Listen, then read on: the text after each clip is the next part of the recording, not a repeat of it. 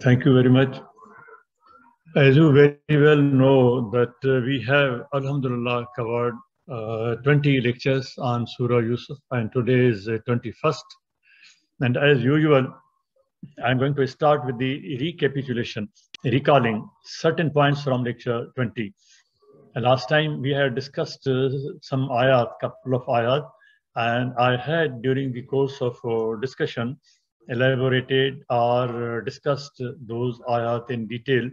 But still, as a practice is that when I start the new lecture, I also refer to some of the main points which are very important and recapitulate. So some of the important points which are emerging, and you can make all it take home, you can say that the summary, or you can say the important points, there can be different terminology. Sometimes we use a very different terminology for these things.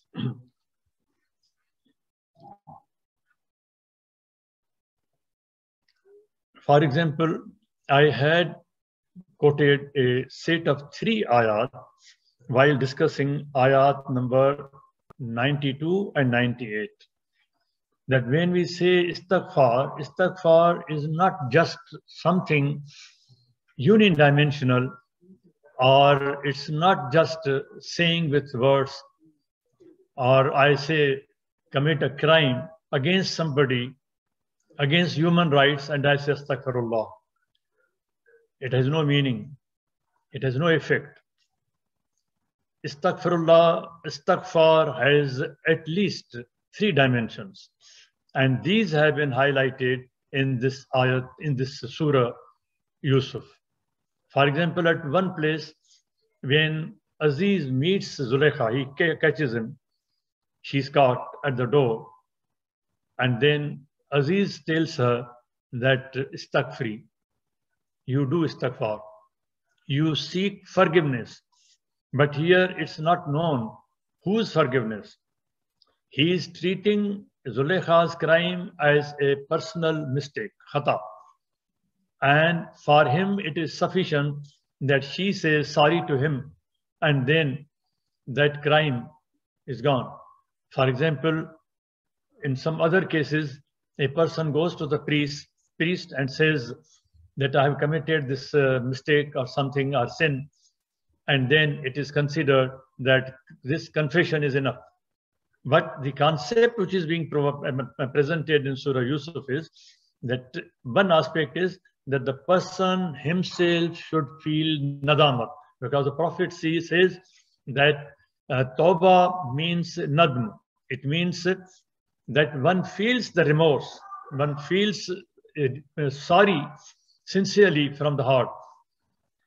One aspect is that personal istighfar, and then the next is that the person to whom the harm has been committed, with whom the harm has been committed, or with whom or along with whom or against whom the crime has been committed, that person also should forgive. If that person does not forgive, then the unidimensional, unilateral, personal confession or personal tawbah or istighfar is not going to benefit. That person is necessary who has been harmed. He has to. Here in ayat 98, it is being said that for the brothers of Yusuf, Yusuf alayhi salam will also seek forgiveness of Allah.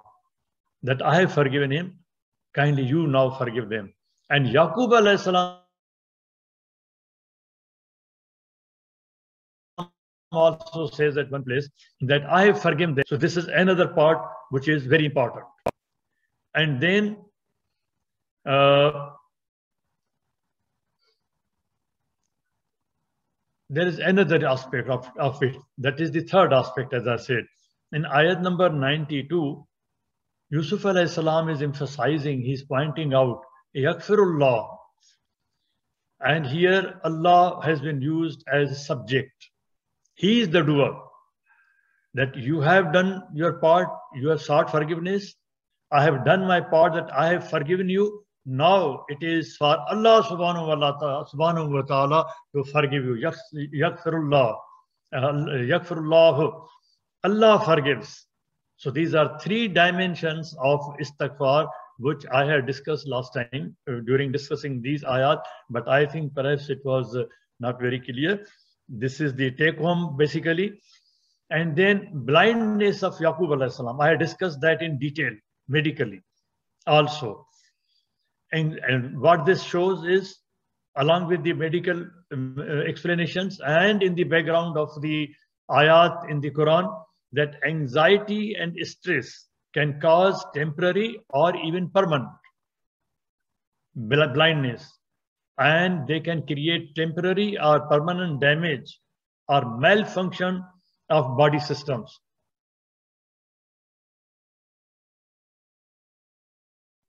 Therefore, Allah subhanahu wa ta'ala in the Quran, be hopeful, keep hope, don't be anxious, be cool, be calm. These are the lessons which we draw from these ayat of Surah Yusuf.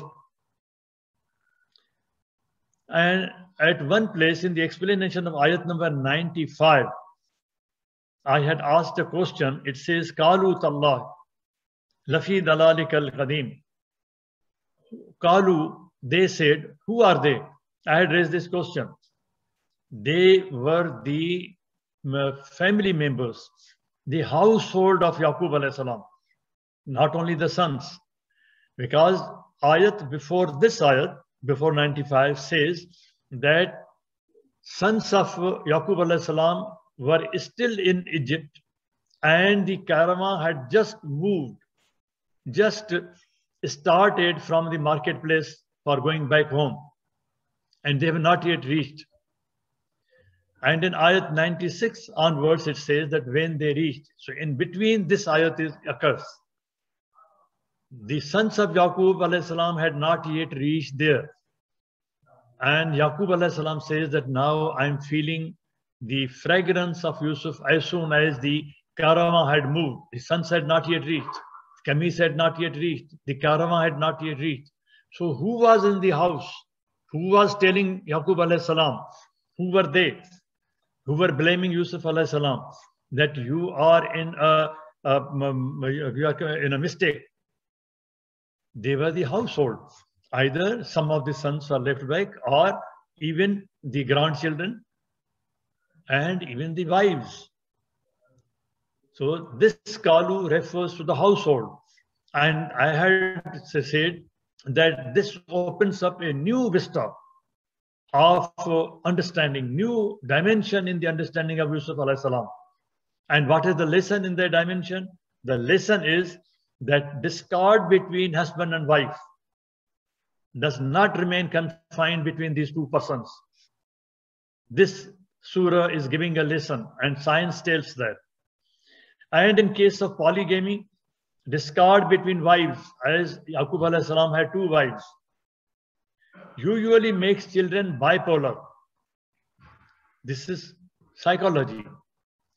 And develops their discord with parents also. The children develop discord with the parents also. Siblings and other members of the family. And these members of the family, including wives or grandchildren, now they are blaming Yaqub alayhi salam. This Kalu refers to a very important aspect. Now, Yusuf's brothers, who were arrogant and proud of their wild tribal nature, here I have put it in red. Ibn Khaldun has translated usbatan, and he has attributed usbatan to wild nature, to wild behavior. He calls it wild. This has been translated as wild. Therefore, I have retained that word. Whereas in my translations, otherwise, I have not used the word wild. I have used the word natural behavior, nature. With wild tribal nature, that is usbatan, they were, these brothers, 10 brothers, now they were humbled by the hunger. This time they have come to Yusuf alayhi salam begging. In nations, when hunger occurs, when there's food shortage, then in all the powers, whether it's economic power or whether it's military power or all those powers, they just melt down. Therefore, food security is the number one security.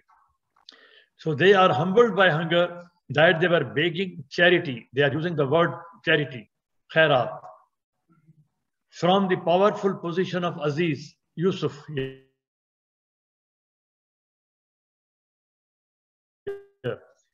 And they are further beneficent. Allah loves the charitable. They are trying to be sweet with Yusuf alayhi salam. Those people who say that we are Usbatan, we are powerful, we are group, we are 10 brothers, and Yusuf was nothing before them. And these are the ayat which I had discussed, ayat number 82 of Surah Yusuf. And then another lesson, although Yaqub alayhi salam had sent his sons with specific instructions to search for Yusuf, I had discussed that, and inquire about bin Yamin. But when they met Yusuf alayhi salam, they didn't even make any mention in this regard. Have you heard about Yusuf? There was some boy who was lost here some years back. And what happened to the case of Binyamin? Has he been punished? Has he been released? They are not asking about them. And although Yaqub alayhi salam had specifically instructed them, but still they are avoiding that. And the conclusion is that now the brothers of Yusuf alayhi salam, they are admitting that Allah subhanahu wa ta'ala has given writ, influence, power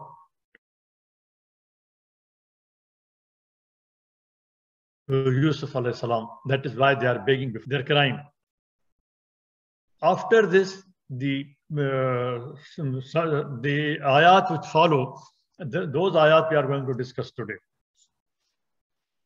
And that is lecture 21. The first two ayat which we are going to discuss, they deal with the description of the reunion scene when the parents, Yaqub alayhi salam and other family members come to Misr and they meet Yusuf alayhi salam. Now it's a very emotional scene which we have not been able to translate in any language. It is so graphic in just 2 words, you will see, but we have not been able to translate it. It's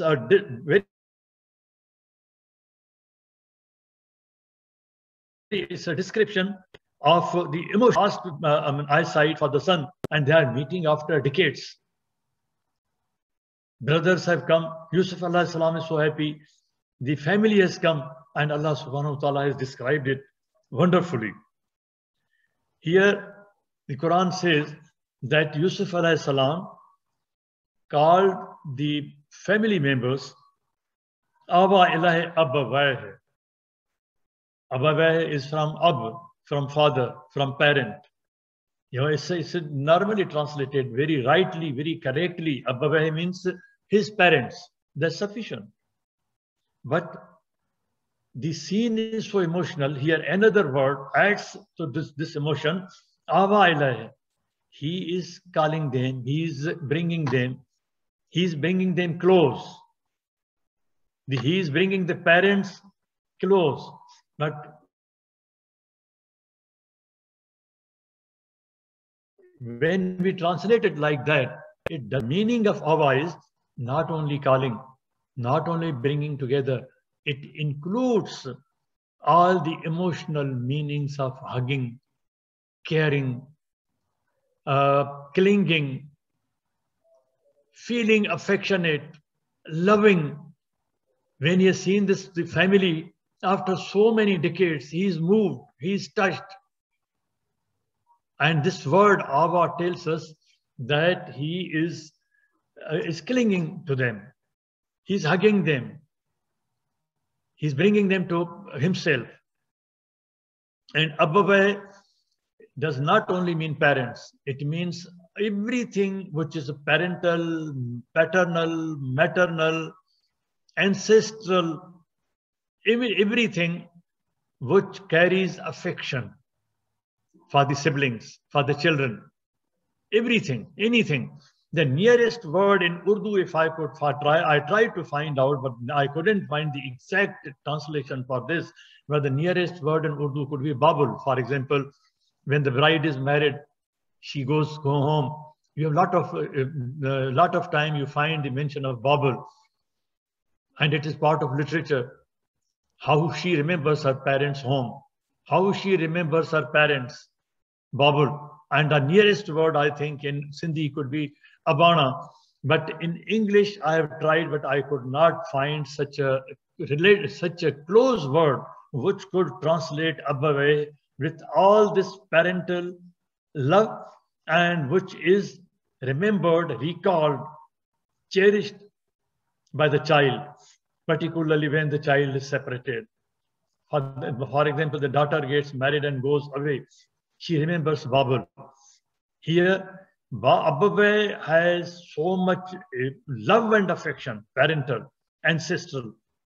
And the word Ava, which has so much love, which is demonstrated in the clinging of Yusuf alayhi salam, bringing his parents nearer and nearer. This is an emotional scene.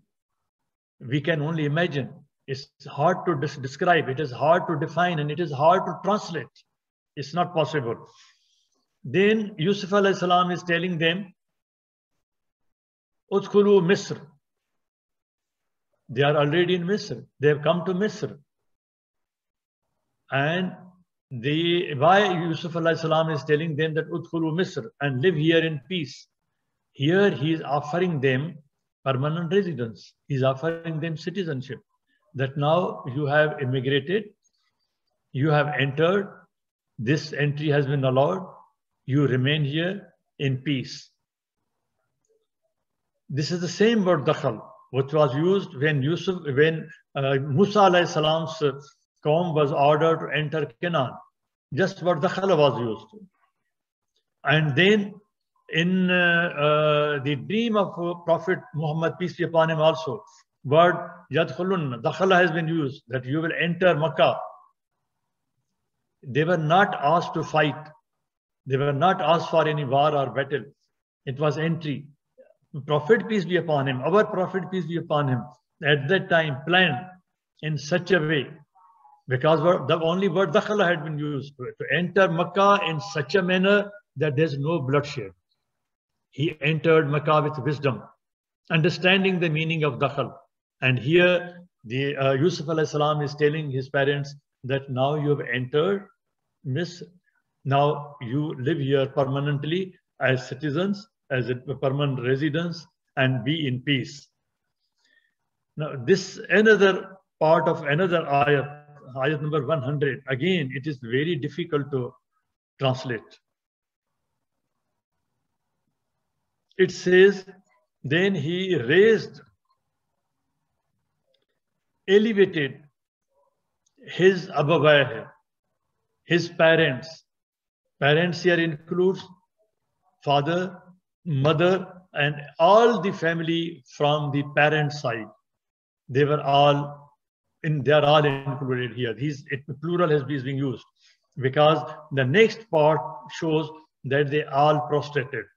It means it included brothers also. So he is elevating them, raising them, bringing them up to the dais. Arsh is not just one kursi. There's a difference between Arsh and kursi. Prophet, peace be upon him, has differentiated between Arsh and kursi, and he's defined kursi and he has defined Arsh. And Tabari has quoted it in the translations, particularly in the Hilali's translation that has been quoted there also. He is raising them to the dais so that they sit with him, al-arsh, and then along with that, simultaneously, they fall in prostration to this, and fall in submission to Yusuf alayhi salam. If word sujadan had been used or sajda had been used, it could have been translated in different ways. But along with kharu, that they really went down, they really prostrated, they really bowed down. This kharu, that they really fell down to prostrate before Yusuf alayhi salam. So it's very difficult to translate its internal meaning. And then Yusuf alayhi salam says that this is the interpretation of the dream which he had earlier mentioned to Yaqub alayhi salam, his father, and from where the story started. And he says that Allah subhanahu wa ta'ala has made it truth, that it has become true for me. Yusuf alayhi salam's next two ayat deal with Yusuf alayhi salam's expression of his own gratitude to Allah subhanahu wa ta'ala at the moment of deep emotions. Usually, if you can imagine, just imagine that there is a family reunion. You sometimes see in the films, you sometimes see the clippings on the social media that after Second World War, after such and such incident, there was a family reunion after decades, and what are the emotions, how they cry, how they hug each other. But here, look at the difference of character of the Prophet, father, and the character of the Prophet, son, their prophet, their behavior, how they behave. There are emotions. These are being expressed, but they are not crying. They are not creating any fuss. On the contrary, what is being done? Yusuf alayhi salam is expressing gratitude to Allah subhanahu wa ta'ala. To Allah, thank you very much that you have made it possible that we are reunited. And in that reunion, in that gratitude, he is expressing particularly two things on priority, particularly, specifically. There were many things. For example, he had been thrown in the Ghayabat al-Jub, in the dark well. He had been put in the cargo when he was being transported from that place to Misr through the desert, through night and day, through different temperatures. How he must have been cramped, how he could have relieved himself. It's not an easy thing. But he is not mentioning all these things. He is mentioning only two things, which are very important to understand. He is mentioning that I am grateful to Allah who gave me release from the prison. It means that the problems which he faced in the prison were even much more than throwing him in the dark well and in his transportation with the cargo from that place to Misr, or even his treatment in the house of Zulaykha, or whatever else happened there. Of all, the greatest painful thing was his time of imprisonment, and that was a life imprisonment. Hin hatahin. It was a life imprisonment, and it was a solitary confinement with the condemned prisoners, and the conditions you have seen that they were not even taken out for meals, but the meals were at their sweet will, whenever they wanted, were to be served. The times are not fixed, and so on. There are different dimensions of this. One aspect is mentioning about the release from the prison, and the other aspect is his happiness that the family has been brought. There is a reunion with the family. They have immigrated. Now, here is the design of Allah subhanahu wa ta'ala. I had discussed that in the earlier lectures. What was the design? That the entire basic seed of the family, Zuriyatan of the family of Yaqub, 12 sons, and the total number of people as quoted by the historians, 70 people of the family, they were brought to Misr, and they were given, they were raised there in that civilization. And this aspect, in one of my lectures on Thursdays in the evening, I'll inshallah discuss that what is the importance of bringing the people to the urban areas from rural to urban. And Yusuf will mention this. And Allah subhanahu wa ta'ala mentioned this in this ayat. What is the importance of that?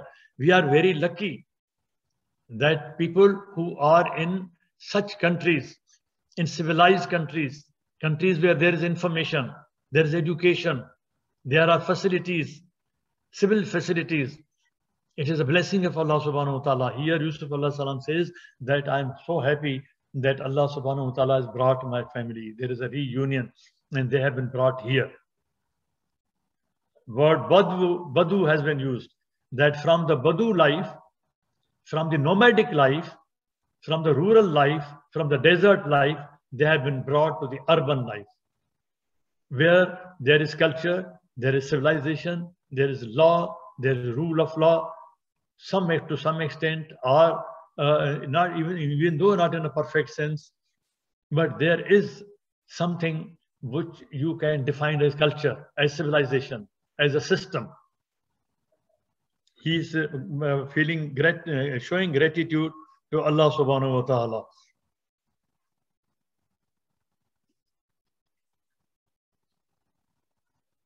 Another aspect of the gratitude expressed to Allah subhanahu wa ta'ala here, instead of crying, instead of dancing, instead of doing these things as you do here, in the expression of joy, Yusuf alayhi salam is now praying to God.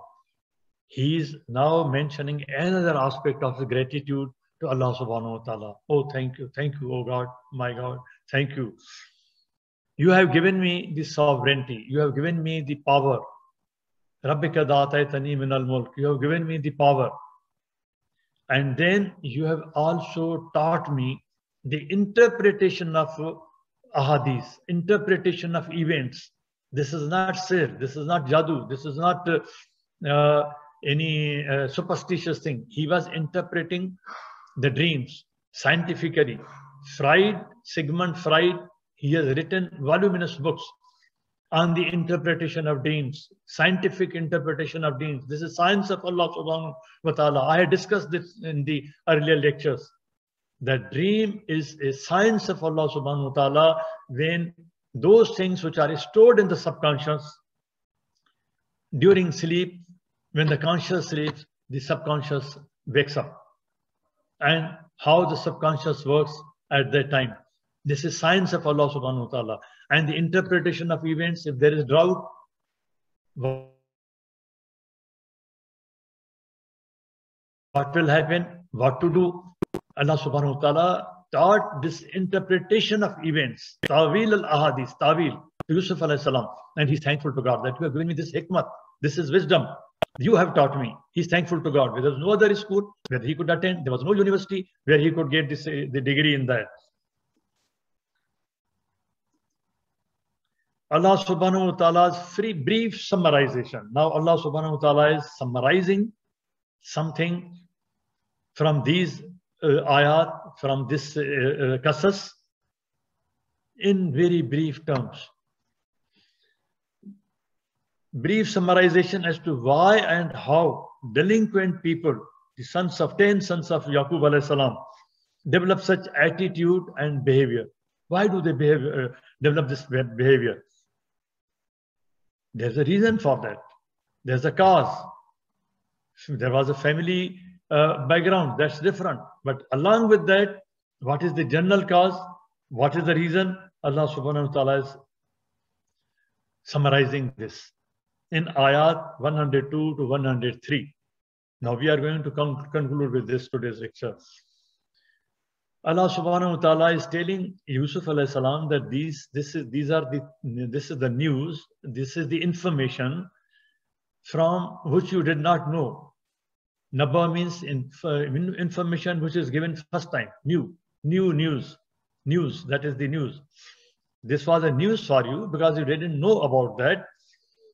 You didn't know that you were not with them when they had gathered at that time, your brothers, and they planned against you. You were not there. I have told you that what they had planned, what they discussed. You were not there. I have told you. And then most of the people are not mu'mineen. They do these things because they have no belief. They have no iman. And they waste their time in these things. And most of the people, although they strive, they work in these things, they invest their time, they invest their money, they invest their energies, but that is all futile because they are not believers. They are not believers in good, in doing good. They are not believers in the goodness of things.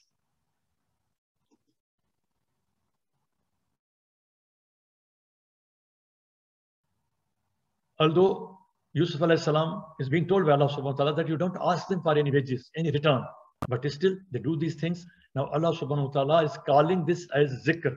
This qasas, these points which are being raised here, which Allah subhanahu wa ta'ala himself telling, this is zikr.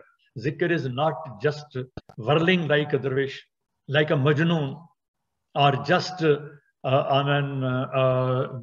moving the rosary. That is good. Remembering Allah at any time, in any way is good, must be done. But there are different aspects of zikr. And Allah subhanahu wa ta'ala calls the zikr wa ayatillah. Here Allah subhanahu wa ta'ala says that this qasas is my zikr for all the people in the world, not only Muslimun, not only Mu'minun, whether they believe or not. This is a zikr for all the people in the world. Then this ayat I am leaving here from 105 to 107. We will inshallah take up next time, because this goes into more details of different aspects of the behavior, that why people adopt such a behavior and what are those attributes or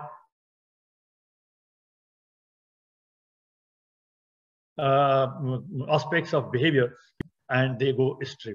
Subhana rabbika rabbil izzat amma yasifun wa salamun alal mursaleen walhamdulillahi rabbil alamin.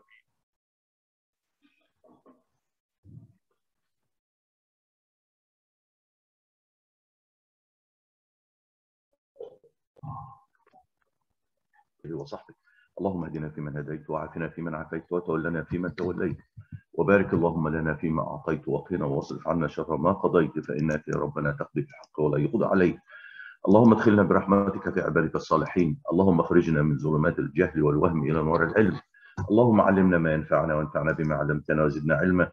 اللهم اجعلنا ممن يستمعون القول فيتبعون أحسنه. اللهم اكفنا بحلالك عن حرامك وبطاعتك عن معصيتك وبفضلك عمن سواك. اللهم بفضلك ورحمتك على كلمة الحق والدين. اللهم انصر الإسلام وعز المسلمين يا أكرم الأكرمين. O Allah, spread your mercy upon us, shower us with your blessings, increase our knowledge, grant us forgiveness, and reward us with the company of the prophets in the Firdaus al-A'la.